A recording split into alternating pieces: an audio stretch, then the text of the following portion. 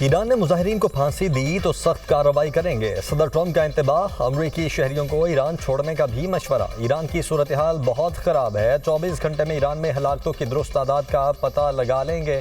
امریکی صدر ٹرمپ مظاہرین کو اکسانے لگے، کہا مظاہرین احتجاج جاری رکھیں، مدد پہنچنے والی ہے۔ مظاہرین ایرانی اداروں کا کنٹرول حاصل کر لیں، قاتلوں اور ظالموں کے نام محفوظ کر لیں، انہیں بھاری قیمت چکانا ہوگی۔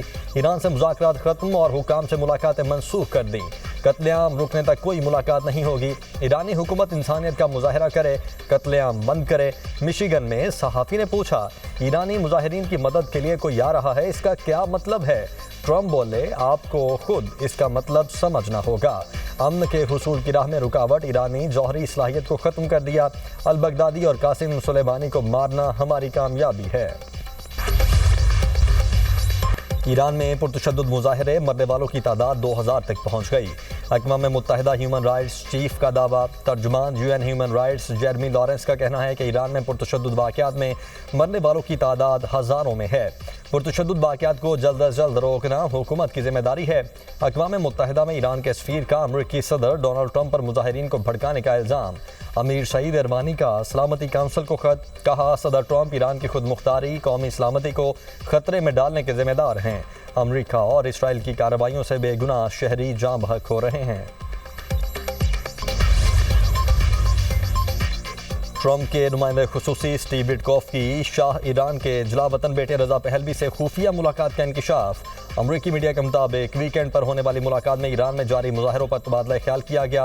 ادھر رضا پہلوی نے امریکی نیوز چینل کو انٹرویو میں کہا، امریکہ کو ایران میں مداخلت کرنی چاہیے۔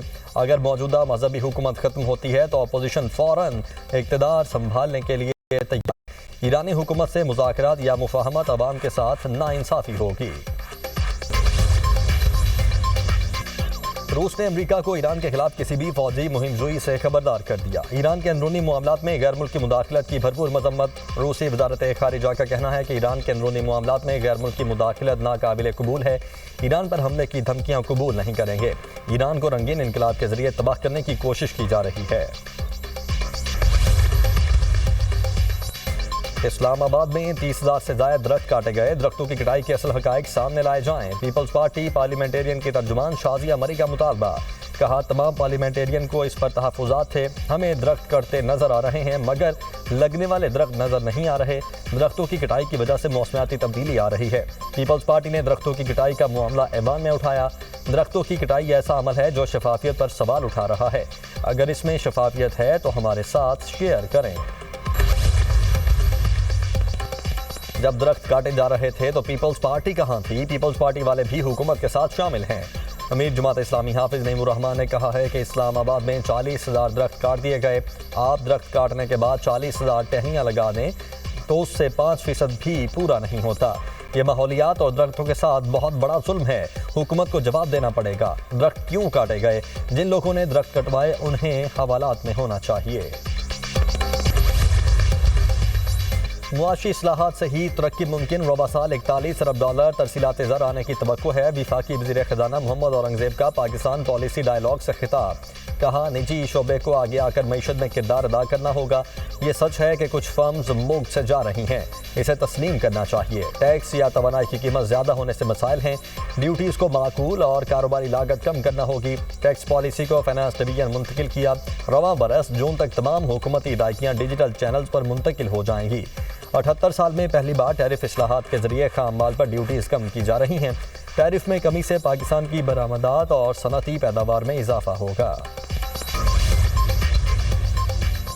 برآمدات میں ترقی ہی پائیدار ترقی ہے، حکومتی کوششوں سے معاشی اشاریے بہتر ہوئے ہیں۔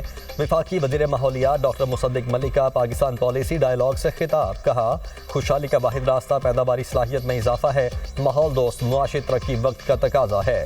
وزیر منصوبہ بندی احسن اقبال نے کہا ترقی کے لیے امن ضروری ہے، ہمارے ملک میں عدم استحکام رہا، پالیسیز کا تسلسل لائے بغیر ملک میں مستحکم ترقی ممکن نہیں۔ ہمارے ہاں حکومت تبدیلی کے لیے ہر 2 سال بعد مرچ مسالہ لگنا شروع ہو جاتا ہے۔ پنجاب گڈ گورننس، میرٹ اور شفافیت میں رول ماڈل بن چکا، مخالفین پنجاب سے ترقی اور خوشحالی میں مقابلہ کریں۔ वज़ीर इत्तलात पंजाब अज़मा बुखारी का मुखालिफिन को मशवरा, कहा मनफी सियासत करने वालों का तरक्की और खुशहाली से कोई ताल्लुक नहीं। मरियम नवाज के तर्ज हुकूमत ने साबित किया वो एक कामयाब एडमिनिस्ट्रेटर हैं, बाकी सूबे इनसे सीखने के ख्वाहिशमंद हैं। वज़ीर आला पंजाब ने ज़राई शोबे में हकीकी मानों में जिद्दत मुतारिफ करवाई। आज पंजाब तालीम, सेहत और ट्रांसपोर्ट के शोबों में बाकी सूबों से आगे जा रहा है। हर कोल एंड एनर्जी बोर्ड को टैरिफ और कीमतों के तयन के इख्तियारात मिल गए। गवर्नर सिंध कामरान टिसौरी ने थर कोल एंड एनर्जी बोर्ड तरमीमी बिल 2025 पर दस्तखत कर दिए। एक्ट नाफिज। थर कोल एंड एनर्जी बोर्ड अपने फैसलों पर नजरसानी कर सकेगा। कोयले की कीमत, निर्ख और चार्जेस के कंट्रोल का इख्तियार बोर्ड के पास होगा। बोर्ड को फीस आयद करने और फैसलों का जायजा लेने का कानूनी इख्तियार हासिल। मेयर कराची का आइंदा 10 रोज़ में कराची के लिए बड़ा पैकेज लाने का ऐलान। मुर्तज़ा वहाब ने मीडिया से गुफ्तगू में कहा, इस साल शहर कायद में 46 अरब खर्च करेंगे। शहर की 400 से ज़ायद सड़कों पर काम शुरू करने जा रहे हैं। 60 रोज़ में सड़कों और नालों का काम मुकम्मल होगा। जहांगीर रोड को मुकम्मल तौर पर बल्दिया उस्मा कराची बनाएगी। यूरोपीय यूनियन का ईरान पर मजीद पाबंदियों पर गौर। यूरोपीय यूनियन की खारजा पॉलिसी सरबराह काया खलास ने जर्मनी के वज़ीर दिफा के साथ मुश्तरका कॉन्फ्रेंस में कहा, ईरान के खिलाफ मजीद पाबंदियों पर गौर किया जा रहा है। ईरान के सूरत हाल पर यूरोपीय यूनियन में संजीदा मुशावरत जारी है। ईरान में फसादियों और जलाओ घेराव की नई वीडियो जारी। बरतानवी मीडिया के मुताबिक ईरान में इंटरनेट बंदिश के सबब वीडियोज़ सामने ना आ सकी थी। इक़्तिसादी मुश्किलात के बावजूद ईरान में मजहबी हुकूमत गिरने के इम्कानात नहीं। ईरान की आला तरीन सिक्योरिटी इस्टेब्लिशमेंट में दरारों के कोई आसार नहीं। जंग के बादल मजीद गहरे। अमरीकी सेंट्रल कमांड ने कतर में अल उदैद एयरबेस पर नया air and missile defence cell कायम कर दिया। अमरीकी जंगी तैयारों की सरगर्मियों में इजाफा। खबर एजेंसी के मुताबिक एयरबेस पर KC-135 एयर रिफ्यूलिंग टैंकर्स और B-52 स्ट्रेटेजिक बम्बार समेत कई जंगी तैयारों की परवाजें। अल उदैद एयरबेस ईरान की सरहद से 200 से 300 किलोमीटर के फासले पर है। एयरबेस पर 10,000 से ज्यादा अमरीकी फौजी तैनात हैं। तेहरान ने भी जंग के लिए तैयारी मुकम्मल कर ली।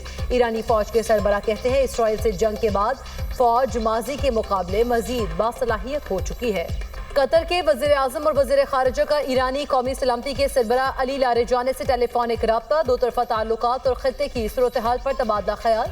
कतरी वज़ीर आज़म ने कहा, मसाइल को कशीदगी नहीं बल्कि मुज़ाकरात के जरिए हल किया जाए। तुर्की और मुत्तहिदा अरब अमारात के वज़ीर ख़ारिजा का ईरानी हम मनसब से टेलीफोनिक रब्ता। दोनों वज़ीर ख़ारिजा का अब्बास अराग़ची से ख़ित्ते की हालिया सूरत हाल और दो तरफ़ा ताल्लुकात पर तबादला ख्याल। इलॉन मस्क की ईरान में स्टारलिंक इंटरनेट मुफ्त फराहम करने की पेशकश। स्पेस एक्स ने ईरान में स्टारलिंक की रुकनियत फ़ी भी मुआफ़ कर दी। दूसरी जानिब ईरान की इंटेलिजेंस एजेंसीज ने सरहदी इलाकों से स्टारलिंक सैटेलाइट इंटरनेट आलात की बड़ी खेप बरामद कर ली। BBC के मुताबिक ईरानी शहरी इलॉन मस्क की स्टारलिंक सैटेलाइट इंटरनेट सर्विस इस्तेमाल कर रहे हैं। ईरानी हुकाम ने स्टारलिंक इंटरनेट सर्विस बंद कर रखी है। ये कहना कि हमें बताया जाए कि दहशत गर्दी कौन कर रहा है, मैं समझता हूँ कि इसमें जो है वो जो आदमी ये बात करता है पाकिस्तान में, उसे शर्म की कमी है, उसे हया की कमी है। अपोजिशन का दावा है कि उनकी अक्सरियत जो है वो महमूद खान अचकज़ई साहब के साथ है। तो अगर ये बात ऐसे ही साबित हो जाती है तो फिर यकीनन जो है उनका तकर्रर हो जाएगा। तहरीक इंसाफ की तरफ से खत लिखना और ब्रीफिंग मांगना घटिया हरकत। मुशीर वज़ीर आज़म राना सनाउल्लाह की प्रोग्राम दुनिया महर बुखारी के साथ में गुफ्तगू।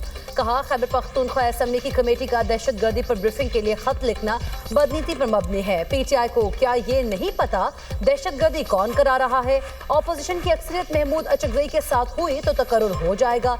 महमूद अचकज़ई अपोजिशन को कबूल हैं तो हमें कोई मसला नहीं। मुल्क में पहिया जाम की इजाज़त किसी को नहीं दी जाएगी। तहरीक इंसाफ गैर कानूनी एजेंडे से बाज आ जाए।